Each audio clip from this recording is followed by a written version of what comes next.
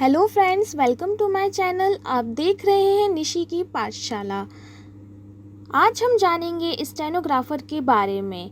अगर आप इस चैनल पे नए हैं तो चैनल को सब्सक्राइब करें, वीडियो को शेयर करें और लाइक करना ना भूलें।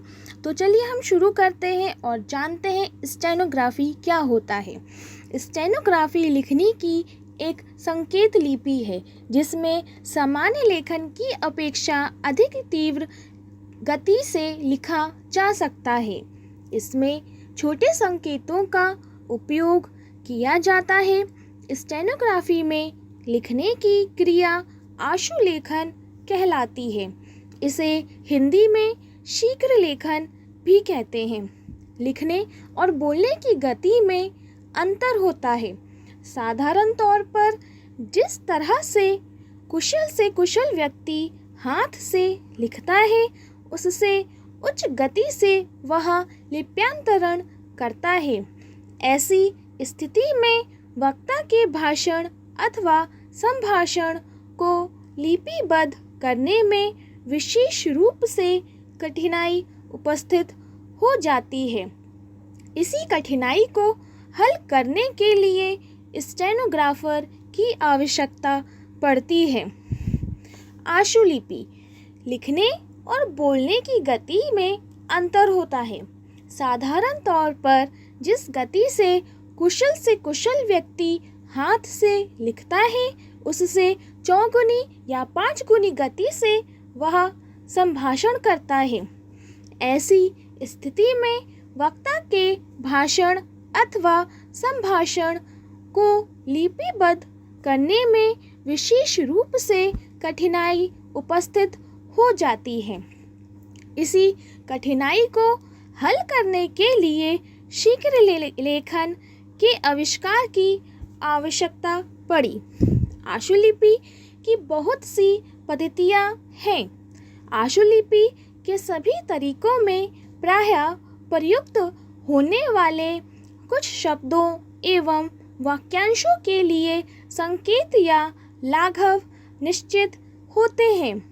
इस विधा में सुशिक्षित व्यक्ति इन संक्षेपों का उपयोग करके उसी गति से लिख सकता है जिस गति से वह बोल सकता है। संक्षेप विधि वर्णों पर आधारित होती है। अब हम जानते हैं स्टेनोग्राफर क्या होता है।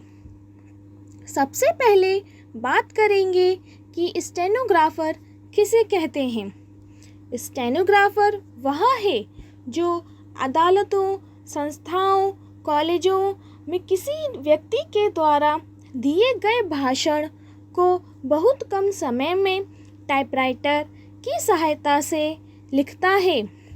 जैसे अदालतों में किसी विषय पर वाद विवाद होता है, उसे उसी तरह से तेज गति में स्टेनोग्राफर लिखता है।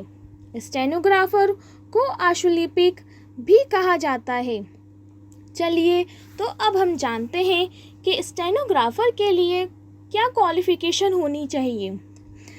प्राप्त विश्वविद्यालय से किसी भी विषय में ग्रेजुएशन पास करना होगा, लेकिन स्टेनोग्राफी सीखने के लिए कम से कम 10वीं कक्षा उत्तीर्ण होना जरूरी है।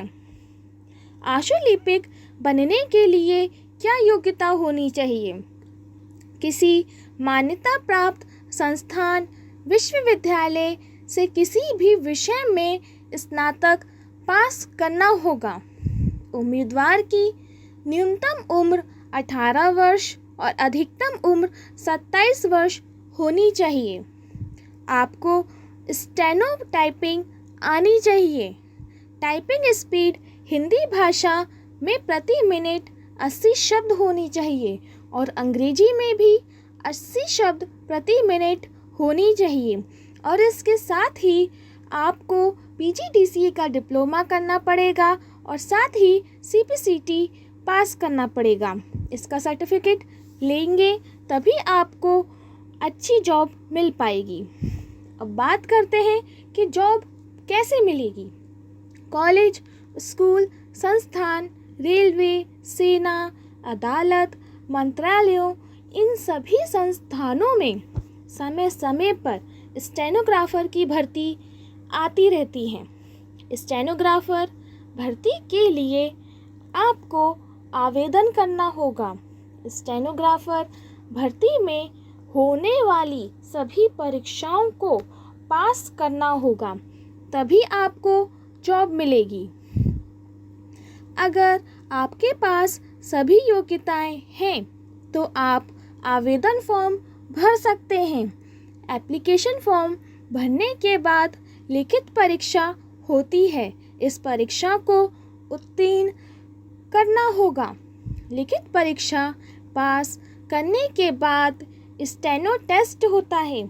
जो उम्मीदवार लिखित परीक्षा को उत्तीर्ण करते हैं, केवल उन्हीं को स्टेनो टाइपिंग टेस्ट के लिए बुलाया जाता है।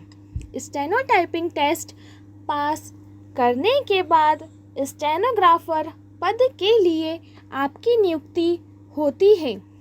तो चलिए अब जानते हैं कि परीक्षा पैटर्न स्टेनोग्राफर एग्ज़ाम के लिए कैसा होता है। आशुलिपिक भर्ती के लिए 2 चरणों में परीक्षा आयोजित की जाती है। एक होता है रिटन एग्ज़ाम और एक होता है टाइपिंग टेस्ट। तो रिटन एग्ज़ाम में आशुलिपिक की लिखित परीक्षा में सामान्य ज्ञान, सामान्य अंग्रेजी, हिंदी, गणित और रीजनिंग के प्रश्न पूछे जाते हैं। इस परीक्षा को उत्तीर्ण करने के बाद एक टाइपिंग टेस्ट होता है। यदि आप टाइपिंग टेस्ट को भी पास कर लेते हैं, तभी आपको स्टेनोग्राफर के लिए चयन किया जाएगा। अब हम जानते हैं कि स्टेनोग्राफर की सैलरी कितनी होती है। एक आशुलिपिक का वेतन सरकारी और निजी संस्थानों में ग्रेड के अनुसार अलग अलग दी जाती है। स्टेनोग्राफर का वेतन 5,200 से 20,200 तक मिल सकती है। ये सब बातें आज हमने जानी स्टेनोग्राफी के बारे में। यदि आपको पसंद आया हो तो आप मेरे चैनल को सब्सक्राइब करें, लाइक करें और वीडियो को अधिक से अधिक शेयर करें। Thank you.